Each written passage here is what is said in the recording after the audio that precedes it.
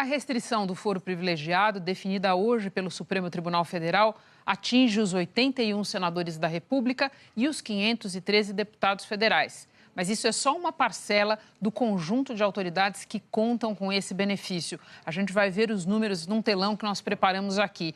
Mais de 38 mil autoridades têm foro previsto na Constituição Federal. Só que as constituições estaduais também prevêem foro especial para outras 16 mil pessoas. No total, portanto, são quase 55 mil autoridades brasileiras com foro privilegiado. Agora a gente vai ver melhor quem são esses 38 mil previstos na Constituição de 1988, a Constituição que está vigente. O presidente da República e seu vice, os ministros de Estado, os 81 senadores e os 513 deputados, que são os únicos atingidos por esse julgamento de hoje no Supremo. E, além deles, a gente tem juízes e desembargadores, os desembargadores ali nos tribunais de justiça, 17 mil pessoas, membros do Ministério Público, mais 13 mil, os ministros do Tribunal de Contas da União, e aqui a gente tem também os conselheiros dos tribunais de contas estaduais e chefes de missão diplomática. Embaixadores têm foro especial, a gente pode ficar de olho nisso, porque tem muitas autoridades no momento que acham que não vão conseguir se eleger em outubro e estão de olho em algum posto de embaixador para manter foro especial. Tem ainda os governadores. Eles não são julgados pelo Supremo, mas são julgados pelo Superior Tribunal de Justiça. Tem foro também os mais de 1.000 deputados estaduais e os mais de 5.500 prefeitos, tá? Todos esses previstos na Constituição Federal. Quando a gente vai para as constituições estaduais, tem diferenças de um estado para outro. Alguns atribuem a prerrogativa de foro para autoridades que não foram previstas na Constituição Federal. A gente tem, por exemplo, vereadores na Bahia, no Piauí e no Rio de Janeiro, vice-prefeitos também e defensores públicos, né? E é isso que nos distingue, porque praticamente todos os países têm algum tipo de foro especial para algumas poucas autoridades, mas ninguém dá foro privilegiado para tanta gente quanto o Brasil. Com essa decisão de hoje, deputados federais e senadores só serão julgados pelo Supremo por fatos ocorridos durante o mandato e relacionados ao seu exercício. O Júlio Mosquera está em Brasília com mais informações sobre isso. Júlio, boa noite. A decisão do Supremo está em vigor a partir de agora. A gente podia começar explicando o que acontece com os processos que já estão no tribunal. Renata, a decisão já pode ser aplicada a partir de agora. Boa noite a você, boa noite a todos que nos assistem. Os ministros, então, farão uma análise de cada caso para decidir o que fica e o que sai do STF. Estão em andamento no Supremo 86 ações penais e 399 inquéritos contra autoridades, a maioria deputados e senadores. O julgamento sobre o foro privilegiado começou em maio do ano passado e depois de 2 suspensões por pedidos de vista foi concluído hoje. Todos os crimes praticados por deputados e senadores fora do mandato e que não estejam relacionados com o cargo vão ser julgados pela primeira instância da Justiça. Quando o julgamento recomeçou, o placar já era de 10-0 pela limitação para deputados e senadores do chamado foro privilegiado. 7 ministros, incluindo o relator Luiz Roberto Barroso, tinham votado para que os congressistas só tivessem foro privilegiado nos casos de crimes praticados durante o mandato e em função do cargo. 3 ministros votaram para que o foro especial valesse para todos os tipos de crimes cometidos durante o mandato, e não só aqueles cometidos em função do cargo. Hoje, antes do último voto de Gilmar Mendes, Dias Toffoli fez uma proposta: estender a decisão que viesse a ser tomada para todos os cargos que têm foro especial no Brasil. Tendo em vista a ideia de isonomia, ou seja, não podemos apenas e tão somente restringir o foro aos parlamentares. Nós temos que, de acordo com o princípio da isonomia, então, aplicar esta interpretação a todos quanto tenham, por força da Constituição Federal, foro de prerrogativa.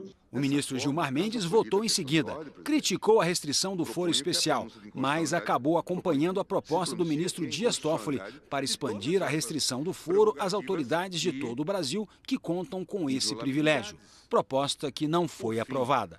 Embora mantenha a convicção quanto ao caráter indevido da revisão da Constituição e que a Corte está realizando, eu tenderia presidente, a me alinhar à posição inicialmente delineada no voto do ministro Alexandre de Moraes, como fizeram inicialmente o ministro Dias Toffoli e o ministro Lewandowski.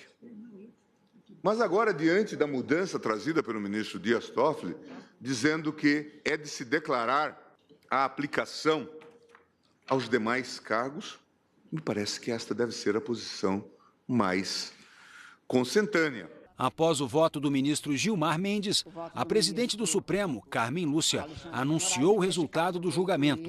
Devem ser remetidos para a primeira instância todos os processos criminais que se refiram a crimes cometidos antes do cargo ou os cometidos no cargo, mas que não tenham relação com a função.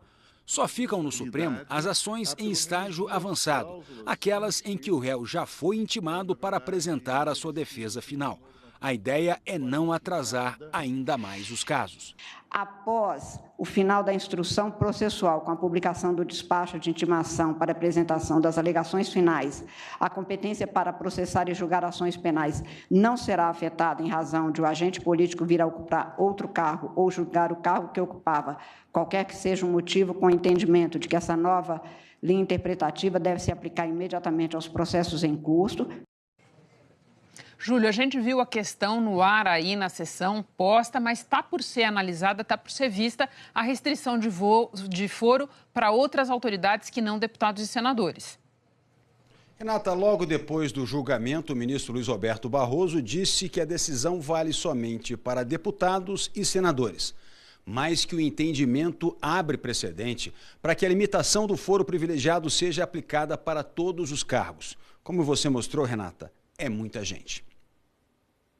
A decisão só se refere a parlamentares, mas ela é embasada num princípio que eu acho que é comum e que, portanto, vai levar à rediscussão de todas as demais situações de foro, mesmo as que não envolvam parlamentares. Barroso destacou que a justiça de primeira instância também tem problemas e que o judiciário terá que enfrentá-los, mas afirmou que o Supremo tomou mais uma decisão positiva após manter a prisão em segunda instância para a redução dos privilégios e combate à impunidade. Acho que essa decisão de redução significativa do foro, ela tem, em primeiro lugar, uma dimensão simbólica, que é a de acabar com um regime de privilégios. Acho que o país está fazendo um esforço muito grande para rever as suas instituições. Há uma velha ordem que ainda resiste, mas há uma nova ordem querendo nascer no Brasil, uma ordem mais republicana, mais igualitária e menos conivente com a impunidade. Portanto, eu acho que há uma dimensão simbólica. E há uma dimensão real.